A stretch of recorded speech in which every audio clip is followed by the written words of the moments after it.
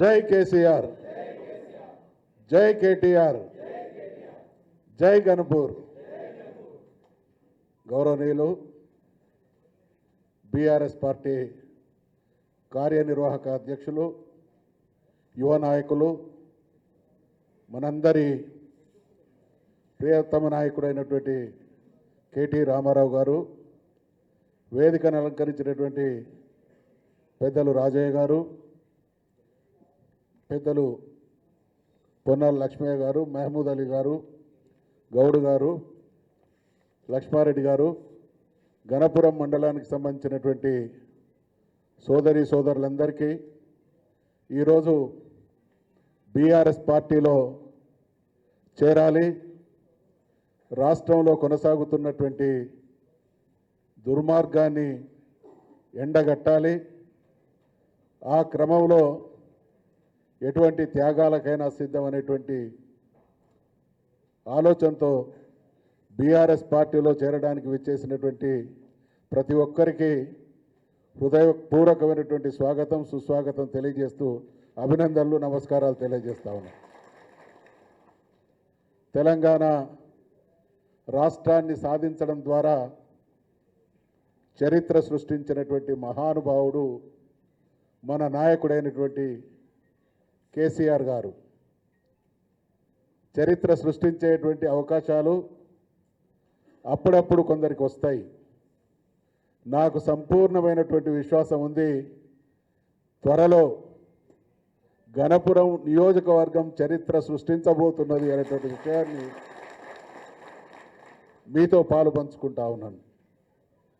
ఈరోజు రాష్ట్రంలో కొనసాగుతున్నటువంటి పాలనను మనమందరం ఒక రకంగా తెలంగాణ జాతి యావత్తు, తెలంగాణలో ఉన్నటువంటి 4 కోట్ల ప్రజలు ప్రతిరోజు ఏదో ఒక రకమైనటువంటి శిక్షను అనుభవిస్తున్నటువంటి దుర్మార్గపు పాలన తెలంగాణలో కాంగ్రెస్ పార్టీ రూపేణా రేవంత్ రెడ్డి అనేటువంటి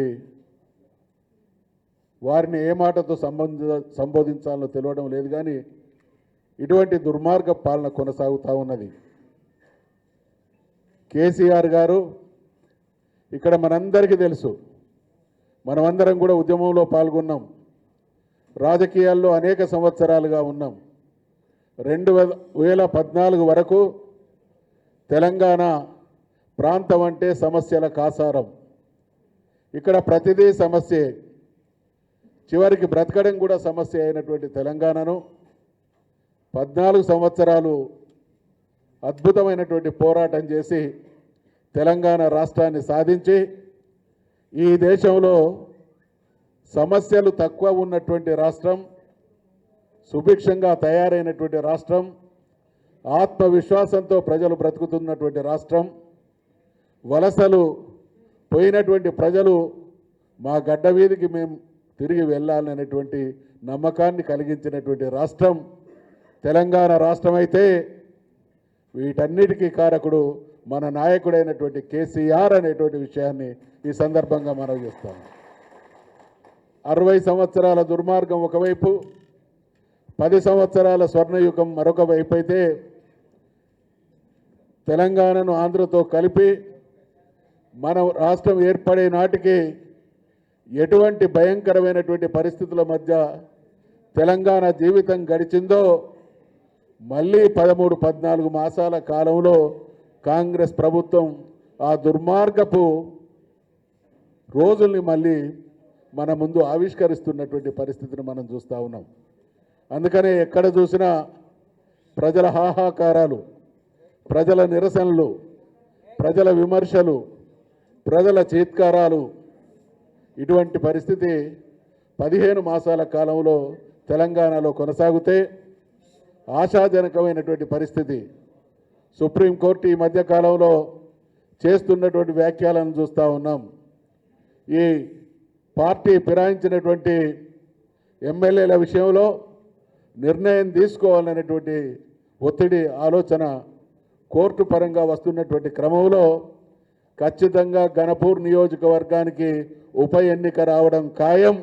చరిత్ర సృష్టించేటువంటి అవకాశం మీ ప్రాంతానికి మీకు రావడం ఖాయం అనేటువంటి విషయాన్ని కూడా మనవి చేస్తూ ఉన్నాం. ఈరోజు ఇద్దరు మోసగాళ్ళు, ఇద్దరు ద్రోహులు, ఇద్దరు దుర్మార్గులు. ఒక ద్రోహి రేవంత్ రెడ్డి అయితే మరో ద్రోహి కడియం శ్రీహరి అనేటువంటి విషయాన్ని మీ అందరికీ మనవి చేస్తూ ఉన్నాం. వాస్తవంగా ఆ రోజు కడియం శ్రీహరి కనుక బీఆర్ఎస్ పార్టీలోకి రాక ఉంటే రాజకీయంగా ఏనాడో సమాధి అయ్యేవాడు. మళ్ళీ పునర్జన్మనిచ్చి అద్భుతమైనటువంటి అవకాశాలు. కడియం శ్రీహరి గారి గురించి నాకంటే ఎక్కువ మీకు తెలుసు. వ్యక్తుల వ్యక్తిత్వాన్ని హననం చేయడంలో ఆయనను మించినటువంటి గొప్ప దుర్మార్గుడు ఇంకొకడు ఉండరు. ఒక వ్యక్తి తనకంటే ముందున్నాడు, ఒక వ్యక్తి తనకంటే మంచివాడైతే ఆయనను రకరకాల దుర్మార్గపు దుష్ప్రచారాల ద్వారా వ్యక్తిత్వ హననం చేయడం కడియం శ్రీహరి అనేటువంటి వ్యక్తికి అలవాటు. కాబట్టి ఈ విషయాలన్నీ గణపురం నియోజకవర్గంలో ఉండేటువంటి ప్రతి ఒక్కరికి అర్థమైనవి. కాబట్టి మీ మనసులు కూడా ఉపలాట పడుతూ ఉన్నాయి. ఉప ఎన్నిక రావాలి, ద్రోహం చేసినటువంటి వాళ్లకు బొందబెట్టేటువంటి అవకాశం మా నియోజకవర్గానికి మాకే దక్కాలి అనేటువంటి ఆలోచనతో ఉన్నటువంటి మీ ఆలోచన నెరవేరుతుంది అనేటువంటి ఆశాభావాన్ని వ్యక్తం చేస్తూ ఉన్నా. ఇక్కడ ఈ ఇద్దరు వ్యక్తుల మధ్య రాజయ్య గారు, కడియం శ్రీహరి ఇద్దరి గురించి ఆలోచించినప్పుడు తెలంగాణ కోసం ఆ రోజున్నటువంటి పార్టీని, పదవిని వదిలి తెలంగాణ కోసం త్యాగం చేసినటువంటి గొప్ప వ్యక్తి మన రాజయ్య గారైతే కాస్త ఎదురు దెబ్బ తగిలినటువంటి పరిస్థితిని ఆసరాగా తీసుకొని అన్ని రకాల లాభపడి తన వ్యక్తిగత దుర్మార్గం కోసం తెలంగాణ వాదానికి నమ్మినటువంటి కేసీఆర్ గారికి వెన్నుపోటు పడిచినటువంటి దుర్మార్గుడు కడియం శ్రీహరి అనేటువంటి విషయాన్ని మనం చేస్తూ ఉన్నాం. అందుకనే ఏ కోణంలో చూసినా, రాష్ట్ర ప్రభుత్వ పనితీరును చూసినా, నియోజకవర్గంలో ఎమ్మెల్యే దుర్మార్గం చూసినా, మంచివాడైనటువంటి మన రాజన్నను చూసినా, సమర్థుడైనటువంటి యువనాయకుడు ఉన్నటువంటి కేటీఆర్ గారిని చూసినా, మనమందరం కూడా ఈ పార్టీని బతికించుకోవడంలో, ఈ పార్టీని ఎదుటి పార్టీల దుర్మార్గం నుండి చీల్చి చెండాడడంలో ప్రతి కార్యకర్త ఒక సుశిక్షితుడైనటువంటి సైనికుడిగా మూల స్తంభంలాగా నిలబడాలి.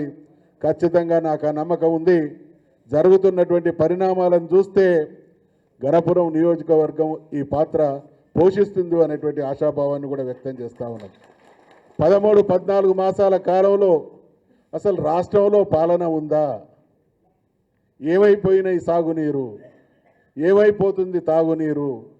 ఎటువంటి సమస్యల్ని పరిష్కరించి మనకు అప్పచెప్తే, ఈరోజు ఉన్నటువంటి ఈ ప్రభుత్వానికి అప్పచెప్తే మళ్ళీ అన్నీ తిరగబెడుతున్నటువంటి దుర్మార్గం రాష్ట్రంలో కొనసాగుతుంది. కాబట్టి గణపురం తీసుకున్నటువంటి నియోజకవర్గం, గణపూర్ నియోజకవర్గంలో ఉన్నటువంటి మా సోదరులందరూ తీసుకున్నటువంటి ఈ నియోజకవర్గం మిగతా నియోజకవర్గాలకు మార్గదర్శకంగా నిలుస్తుంది అనడంలో ఎలాంటి సంశయం లేదు. అందుకనే ఒక చక్కటి నిర్ణయం తీసుకొని పరిణామాలన్నింటినీ గ్రహించి వ్యక్తిగత రాజకీయ జీవితం కాదు, మా ప్రాంతం, ఈ రాష్ట్రం, వీటి ప్రయోజనాలే మా ప్రయోజనం అనేటువంటి గొప్ప మనసుతో బీఆర్ఎస్ పార్టీలో చేరడానికి విచ్చేసినటువంటి ప్రతి ఒక్కరికి మరొక్కసారి నా వ్యక్తిగతమైనటువంటి స్వాగతం తెలియజేసుకుంటూ సెలవు తీసుకుంటా ఉన్నా. జై తెలంగాణ, జై కేసీఆర్, జై కేటీఆర్.